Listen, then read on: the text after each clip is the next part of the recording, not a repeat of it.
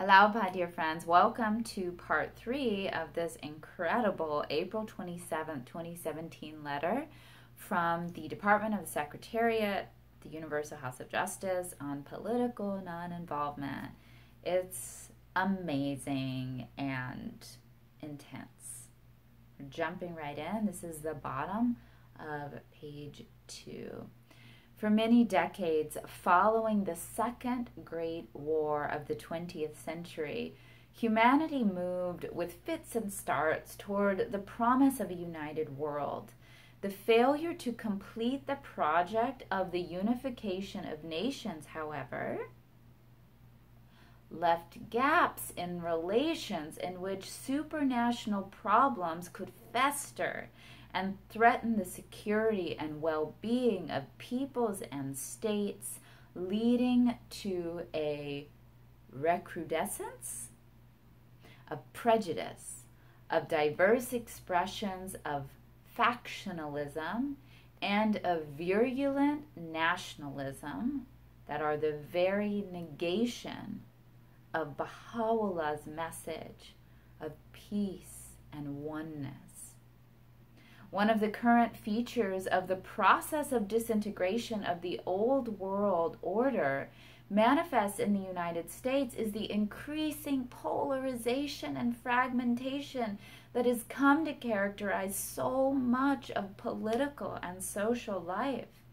There has been a hardening of viewpoints, increased incivility, and unwillingness to compromise or even entertain differing perspectives, and a tendency to automatically take sides and fight. Oh my gosh. There's been a hardening of viewpoints, increased incivility, and unwillingness to compromise or even entertain differing perspectives, and a tendency to automatically take sides and fight. Science and religion, two great lights that should guide human progress, are often compromised or swept aside. Matters of moral principle and questions of justice are reduced to intractable liberal or conservative viewpoints. And the country is increasingly divided along divergent lines. That's so scary, because this letter has reminded us so much that within our Baha'i communities, and to create lasting change, we need unity.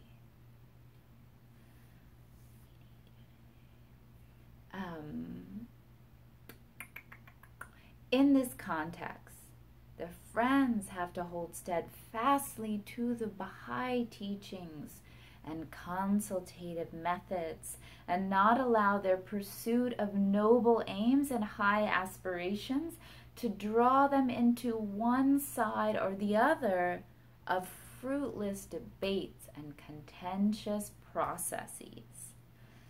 In their reflections on how to contribute to the betterment of the world, Baha'is will undoubtedly recognize the demonstrations are not the only or even the most effective means available to them.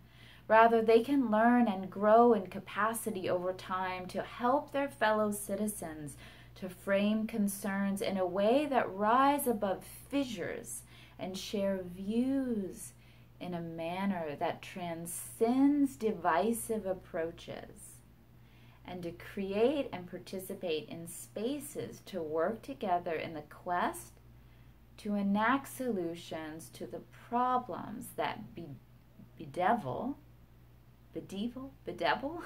their nation.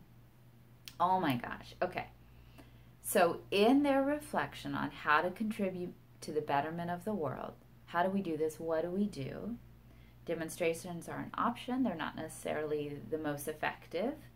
Rather, they can learn and grow in capacity over time to help their fellow citizens frame concerns in a way that rises above fissures, to share views in a manner that transcends divisive approaches, share views in a manner that transcends divisive approaches, and to create and participate in spaces to work together in the quest to enact solutions to the problems that bedevil their nation.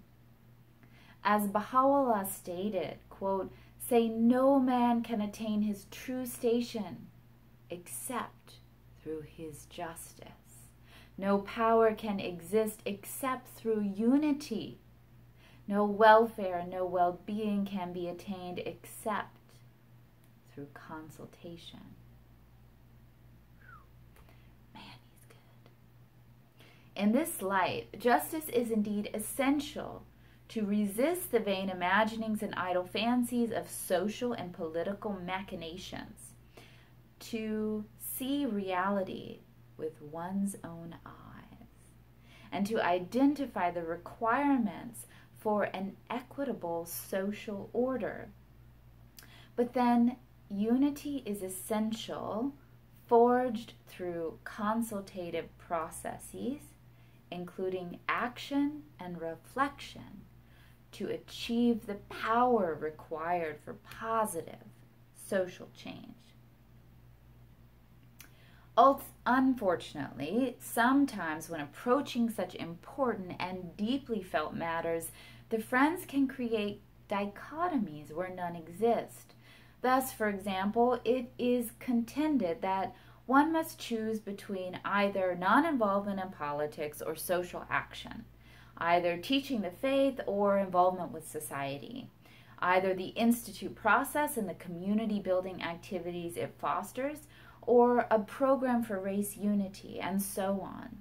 Such apparent conflicts can be greatly dissipated by keeping in mind Shoghi Effendi's advice conveyed in a letter written on his behalf to conceive of the teachings as one great whole with many facets. Truth may, in covering different subjects, appear to be contradictory.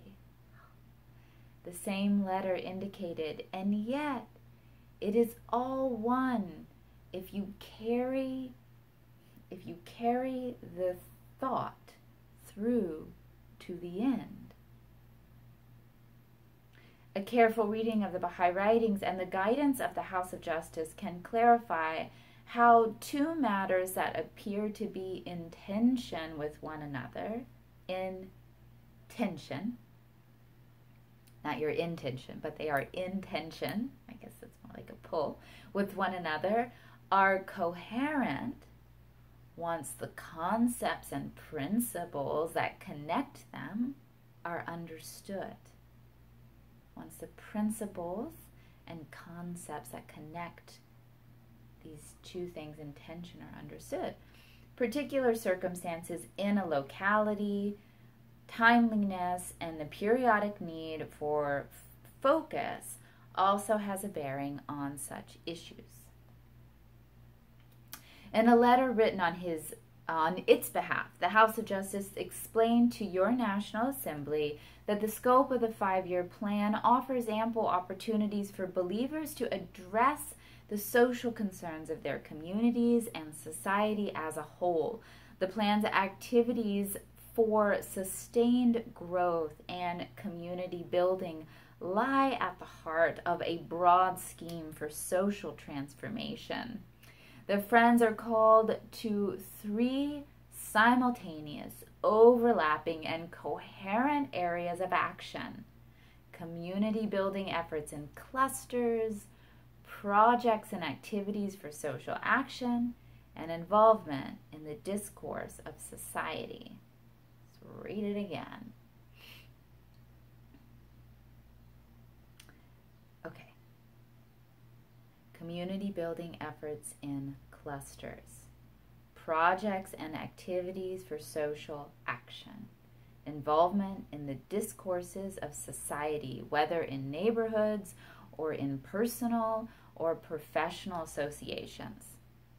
An assessment of the efforts of Baha'is across the United States will reveal that there is already an army of believers working in all strata of society to promote the Baha'i teachings and combat the spiritual and social ills afflicting their country.